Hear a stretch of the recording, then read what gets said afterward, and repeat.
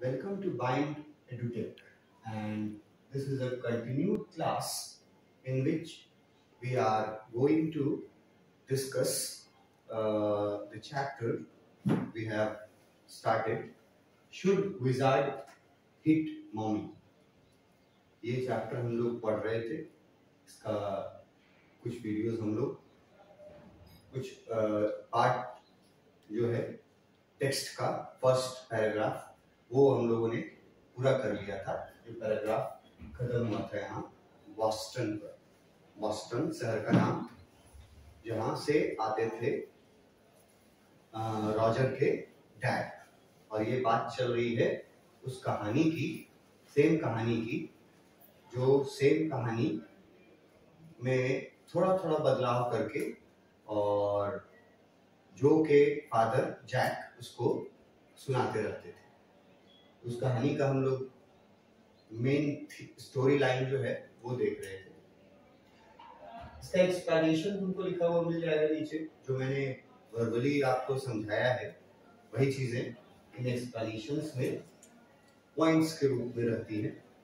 तो एक बार एक्सप्लेनेशंस को भी आपको पॉइंट्स को पढ़ना होता है, क्योंकि आपको जो क्वेश्चंस आएंगे ना, चाहे जिस कैटेगरी के आए, जो क्वेश्चंस पूछे जाएंगे उन सारे क्वेश्चंस का आंसर्स इन पॉइंट्स से ही एग्जैक्टली बनता है. ये टेक्स्ट है ना, ये चीज जो पढ़े तो टेक्स्ट है, टेक्स्ट बुक में लिखा हुआ है. तो जो क्वेश्चन पूछेगा ना कहीं से भी किसी भी प्रकार का, तो उसका आंसर देने के लिए ये जो एक्सप्लेनेशन में जो पॉइंट्स रहते हैं, देखो पूरा यहाँ तक पढ़े हैं, वहाँ तक एक्सप्लेन किए हुए. देखो यहाँ Boston, daddy of Roger came home from Boston. तो यहाँ तक का जो पार्ट था टेक्स्ट बुक का वो मैंने आपको एक्सप्लेन किया, टेक्स्ट बुक के वर्ड्स को पढ़ा. अब उनका जो पॉइंट्स निकल करके बनता है वो ये पॉइंट्स होते हैं जो एक्सप्लेनेशन में नीचे दिए हुए हैं. और चाहे किसी भी कैटेगरी का क्वेश्चन पूछे ना, 1 नंबर का, 2 नंबर का, तो ये एक्सप्लेनेशंस जो हैं वो आपको आंसर लिखने में एग्जैक्टली ये एक्सप्लेनेशंस ही आंसर के रूप में लिखे जाते हैं. तो एक्सप्लेनेशंस भी देखना चाहिए और उसका जो पीडीएफ मौजूद रहेगा उसमें पढ़ना भी चाहिए. मैं एक्सप्लेनेशन को थोड़ा शॉर्ट में जाता हूँ क्योंकि मैं ज़्यादा टाइम इसको देता हूँ जो टेक्स्ट का पार्ट होता है. तो मैं तुमको पूरी तरह से एक्सप्लेन करता हूँ और वही चीज़ें क्योंकि एक्सप्लेनेशन में लिखी है तो इसको थोड़ा क्विक मोड में इसको थोड़ा पार करते हैं लोग एक्सप्लेनेशन. तो जो स्टोरी शुरू हुआ वहीं से है. जब जो सोने जाती है उससे पहले जो है उसको हर इवनिंग स्टोरी सुनाता है उसका फादर जैक, ठीक है. और सैटरडे को जो था वो एक स्पेशल रूटीन था कि दोपहर के समय जब वो सोने जाती थी सैटरडे को, जिसको नैप बोला गया है, तो उस समय भी फादर जो है जैक वो सुनाते थे उसको स्टोरी. और आज सैटरडे का दिन था, मतलब आज स्टोरी में सैटरडे का ही दिन था. जैक जो है वो अपने मेमोरी से, इमेजिनेशन से स्टोरी सुनाता था. ये हम लोगों ने ऊपर देखा था. रूटीन जो था ये स्टोरी सुनाने का वो कब शुरू हुआ था, ठीक है, और कितने दिनों से वो सुना रहा था, ये सब हम लोगों ने पढ़ा, ठीक है. और ये देखो लाइन में लिखा हुआ है, now Jack did not remember many story to tell her. जो हम लोग का टेक्स्ट बुक में लाइन लिखा हुआ था, देखो एग्जैक्टली ये लाइन लिखा हुआ था.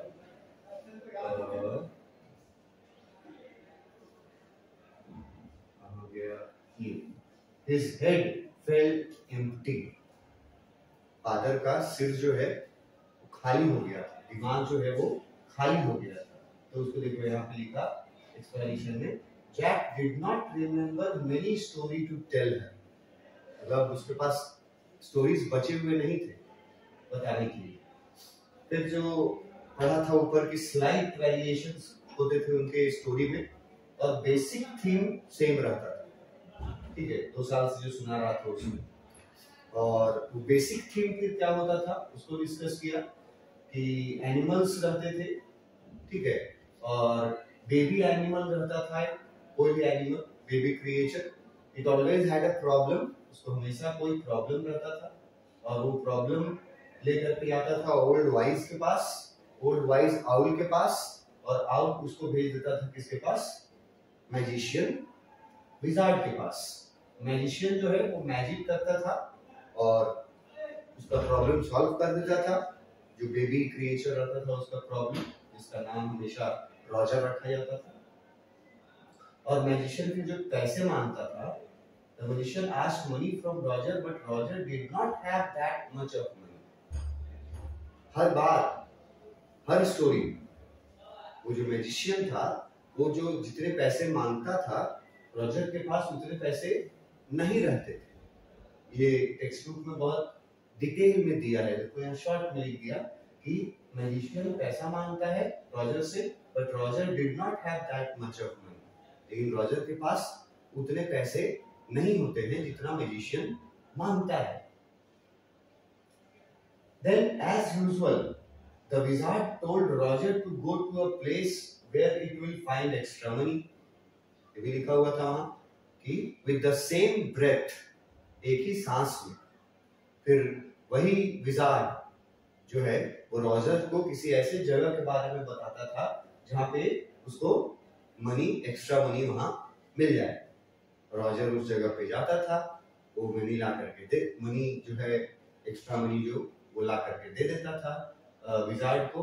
उसके बाद रॉजर का प्रॉब्लम सॉल्व होने के कारण रॉजर जो है बहुत खुश रहता था, खुश होता था और गेम्स खेलता था बाकी एनिमल्स के साथ। उसके बाद घर चला जाता था अपनी माँ के पास, और एग्जैक्टली एट दैट टाइम वो घर उस समय जाता था, there would be a whistle of train, जिस समय ट्रेन की सीटी की आवाज आती है, और बताया गया कि उस ट्रेन से उसके डैड वापस आते थे बॉस्टन नाम के समय। ठीक है, यहाँ तक हम लोग टेक्स्ट बुक में पढ़े और उसका एक्सप्लेनेशंस भी देखी। नेक्स्ट आगे टेक्स्ट बुक में उस पैराग्राफ के आगे स्टोरी बढ़ता है कि जैक जो है वो रॉजर के कहानी को फिनिश कहा करता है, हर कहानी को, कि ट्रेन से फादर जो है वो वापस आते हैं। जैक डिस्क्राइब देयर सपर, उसके बाद जैक जो है वो अपनी कहानी में डिस्क्राइब करता है जो को कि वो सभी लोग मिल करके खाना खाते हैं। सपर वर्ड यहाँ यूज किया है डिनर के लिए, रात के खाने के लिए। बहुत जो लोग उसको इवनिंग मील भी बोलते हैं, सपर।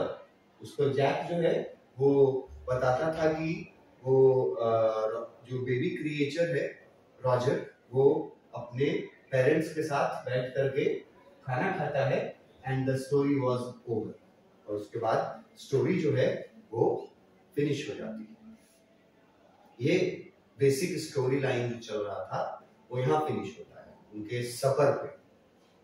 फादर भी आ जाते हैं ट्रेन से बॉस्टन से वापस, उसका पूरी फैमिली जो है वो खाना खाती है एक साथ बैठ करके, और उसके बाद जैक का कहानी जो है वो एंड हो जाता है। इस तरह से हर कहानी इसी तरह से एंड होता था, पिछले 2 सालों से सुना रहा है। Working his way through this scheme, ये जो स्कीम था इसका, ये जो तरीका था कि एक ही स्टोरी लाइन रखो और सिर्फ क्रिएचर्स बदल, ये जो इसको स्कीम बोला गया, ये स्कीम इतना दिन तक काम किया, was especially fatiguing on Saturday। fatiguing word थोड़ा डिफिकल्ट वर्ड है, जैसे फटीग वर्ड बहुत कॉमन है। फटीग मतलब होता है हरासमेंट फील करना, टायर्ड फील करना। तो वही यहाँ लिखा है फैटिगिंग ऑन सैटरडे। फैटिगिंग का मतलब हम लिख दिए हैं टायरिंग, थकने वाला। टायर्ड होता है ना, थक जाना, तो उसके लिए टायरिंग लिखा हुआ है। कि इसी स्कीम से जो सेम प्लॉट पे डिफरेंट डिफरेंट क्रिएचर्स क्रिएट करके और सुनाना, ये स्कीम चलते आ रहा था इतने दिनों से। और अब ये स्कीम जो है वो फादर को टायरिंग लगने लगा। टायरिंग मतलब ये हुआ कि फादर जो थे जैक, वो अब आउट ऑफ स्टोरीज हो गए। अब उनके पास ऐसा कोई क्रिएचर बचा ही नहीं था उनके माइंड में जिसको लेकर के वो उस स्टोरी लाइन पे स्टोरी अपना सुनाते। He was out of his stories। तो स्पेशली बताया है कि सैटरडे का दिन, जिस दिन वो दिन है जिस दिन से का ये स्टोरी है, स्पेशली सैटरडे को जो दोपहर में, ऑन सैटरडे दोपहर में जब जो को सुलाने के लिए कहानी सुनाता था Jack, specially on the day time in on Saturday, day time जो है उस समय। नैप वर्ड देखो पहले भी आया था, ठीक है। एनी मोर लिखा है बिकॉज जो नेवर फेल asleep इन नैप्स एनी मोर। अब इतने दिनों तक, 2 सालों तक इस स्कीम पर काम करते करते अब थक चुका है जैक जो फादर है।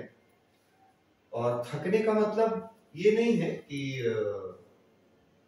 शारीरिक रूप से थक गया है। थकने का मतलब है यहाँ कि मेंटली थक गया है जैक।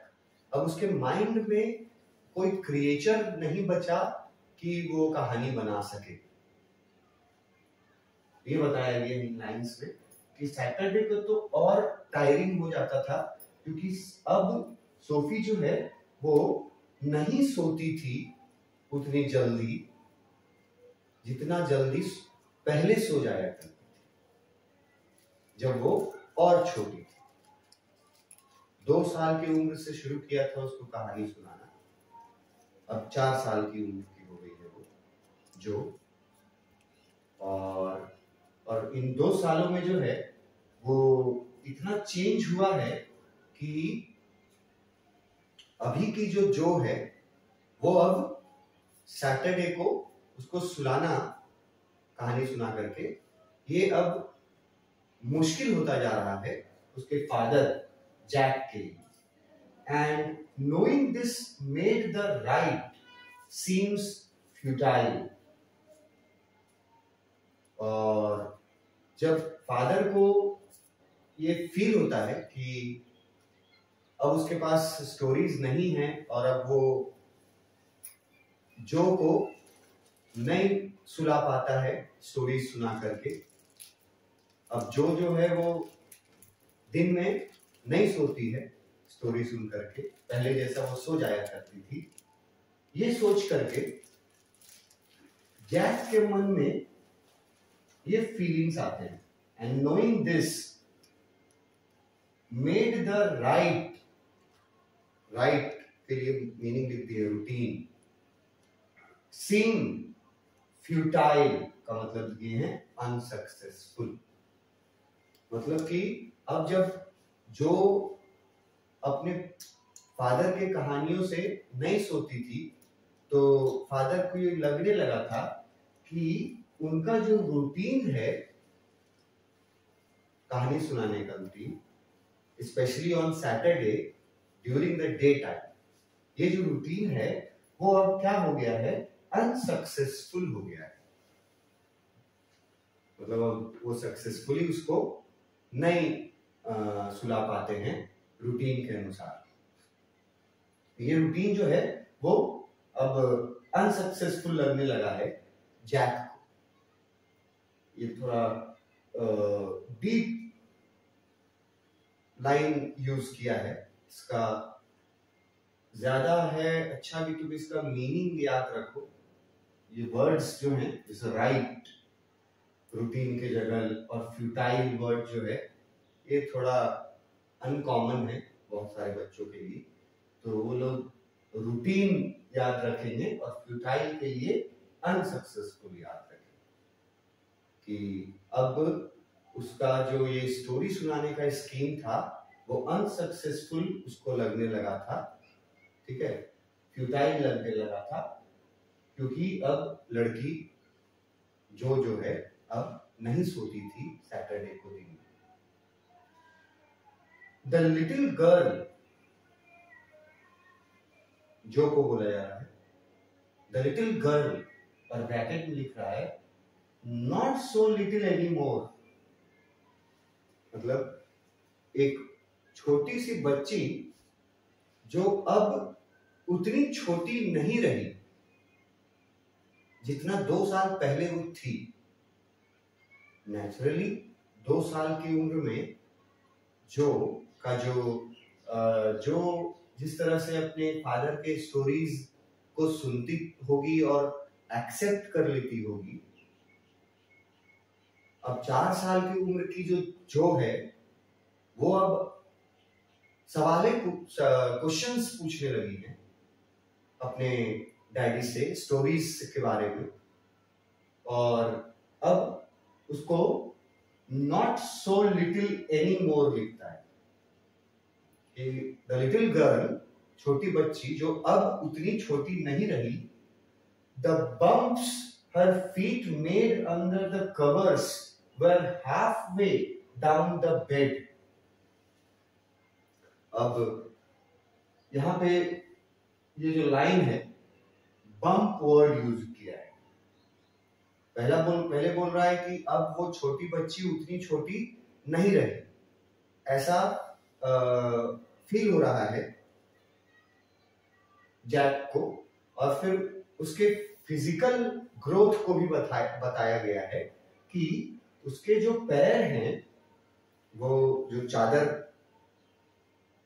ओढ़ी हुई है, तो उसमें पैर के जो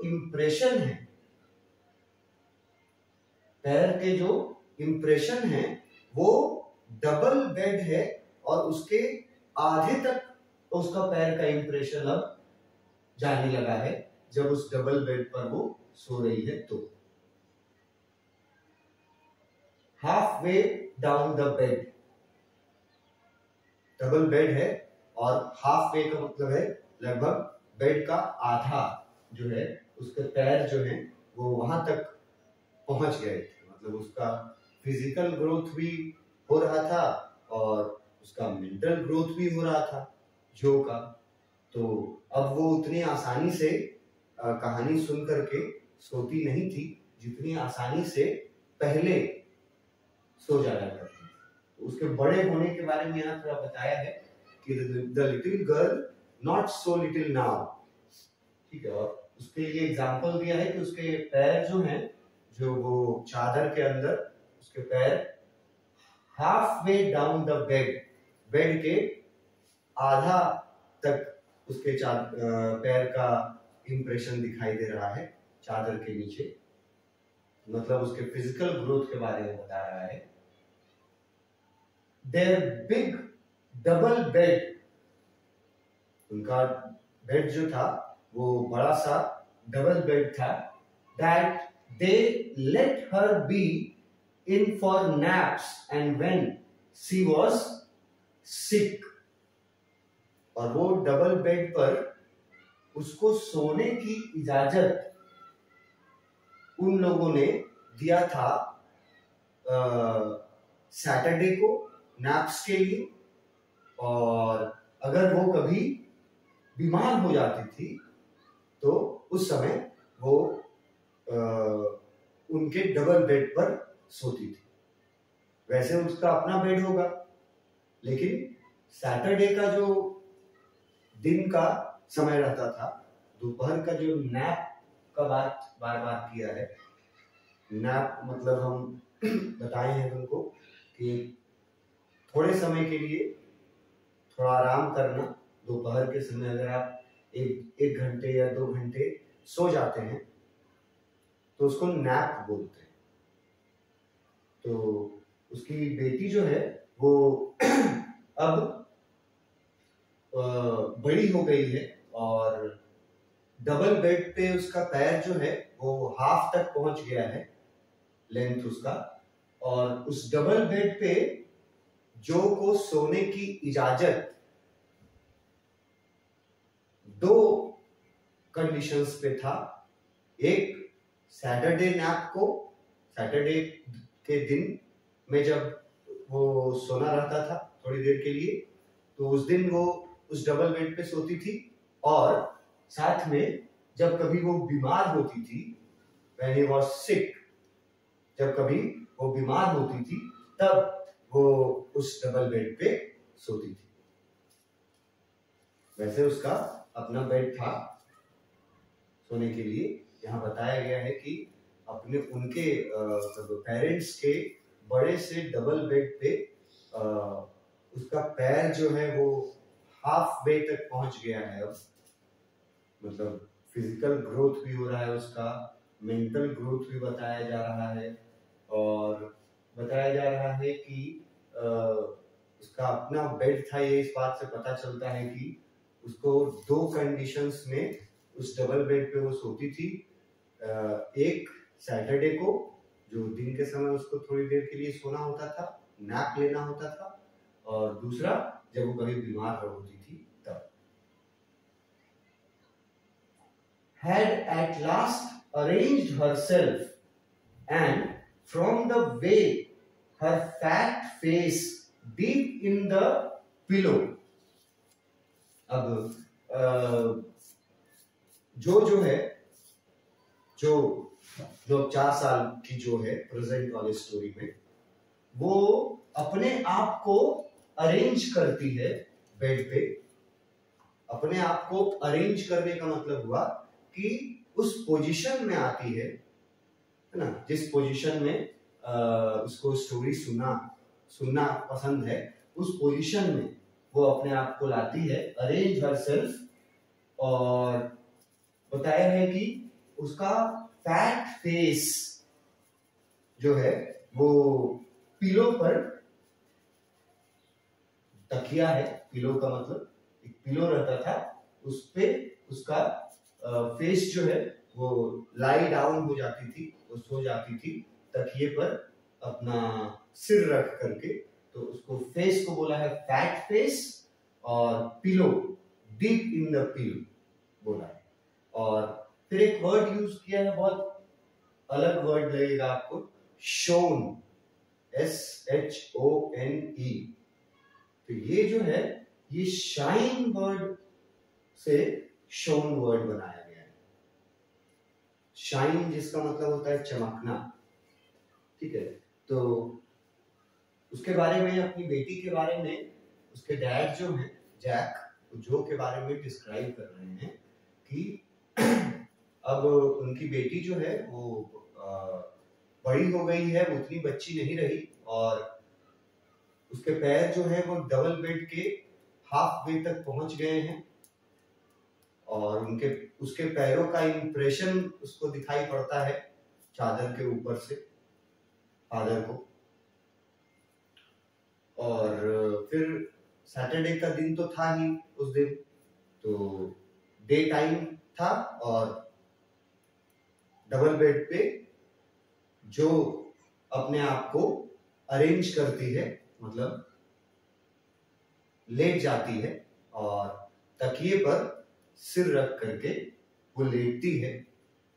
ऑन फैट फेस बोला है चेहरे के बारे में, और डीप इन द पिलो लिखा गया है, ठीक है। तो वो अपना सिर जो है वो तकिए पर रख करके इस पोजीशन में आती थी स्टोरी सुनने के लिए।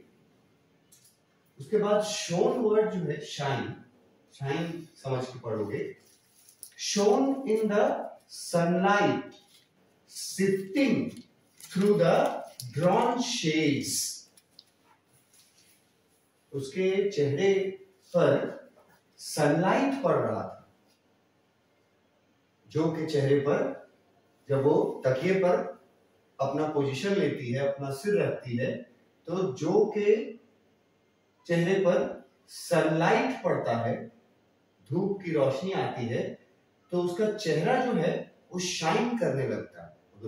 रोशनी में उसका चेहरा जो है वो चमकने लगता है। और वो सनलाइट जो है वो कहां से आ रही थी? शिफ्टिंग वर्ड यूज किया कमिंग के लिए।